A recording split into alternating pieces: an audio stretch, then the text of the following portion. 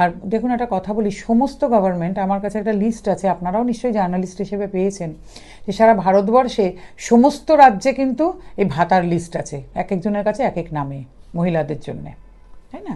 তাহলে যারা এটাই ভেবে চলেন যে মহিলাদের হাতে কিছু টাকা গুঁজে দিলে মহিলারা তাদের ভোট দেবেন এবং মহিলারা একদম চিন্তাই করবেন না সরকারটা খারাপ না ভালো মন্দ, যে তারা ন্যায় করে না অন্যায় করে, মানে মহিলাদের তারা কত ছোট করেন আপনারা ভাবতে পারেন? যে মহিলাদের মেধা, বুদ্ধি, ইন্টেলিজেন্স কোনো কিছুর উপরে তাদের কোনো আস্থা নেই, কিন্তু তারা ভাবেন মহিলারা এত বোকা, আমি মহিলাদের হাতে কেউ 10,000, কেউ 1500, কেউ 1200, আবার কেউ প্রতিশ্রুতি দেন আমরা আসলে এত টাকা দেবো দিয়ে, মানে তারা ভাবেন মহিলারা এতই বোকা, টাকা মানে সেই আমার কথা কিন্তু ঠিক এখানে, যে মহিলারা লোভের বশীভূত, অর্থাৎ মহিলাদের হাতে কিছু টাকা গুঁজে দিলে এই মহিলারা কিছু দিক বিদিক চিন্তা করবেন না, যে এই সরকারটা ভালো, এতদিন ভালো কাজ করছে না মন্দ কাজ করছে, টাকাটা গুঁজে দাও, ভোটের আগে আবার যদি আর বাড়িয়ে দেওয়ার প্রতিশ্রুতি দাও, তাহলে মহিলারা আমাদের ভোট দিয়ে দেবে।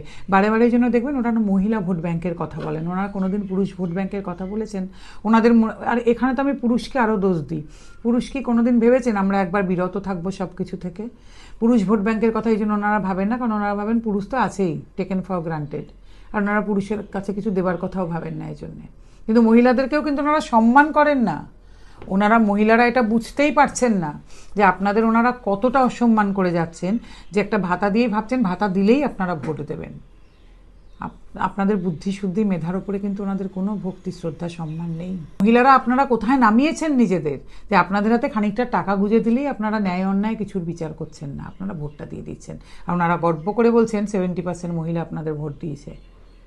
তার মানে মহিলাদের তো আপনারা সেখানেই ফেলে রেখেছেন। উন্নতি কি সত্যিই হয়েছে স্বাধীনতার 79 বছরে? তাহলে কি এত রেপ, এত মলেস্টেশন, এখন এত অত্যাচার হতো? সত্যিই কি রাজ্যে রাজ্যে মহিলা কমিশন ঠিকমতো কাজ করেন?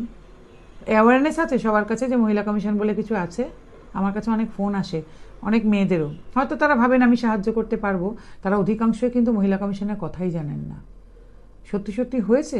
সব মহিলার মুখে সমান আলো আছে দেশের? আমার তো মনে হয় না। এই কাজ করতে এসে তো আরও বুঝেছি যে মহিলাদের জন্য কিচ্ছুই হয়নি এদেশে। মুষ্টিমেয় মহিলা আমাদের মতন, আমরা সব সুবিধে নিয়ে যাচ্ছি। কত মহিলা তার সুবিধে পান বলুন তো? জানেন কজন? এই যে আমরা খালি বলছি নারী এগোলে দেশ এগোবে, তা সেই নারীকে আমরা জানাবার ব্যবস্থা করেছি তাদের জন্য কী কী আইন টাইন আছে?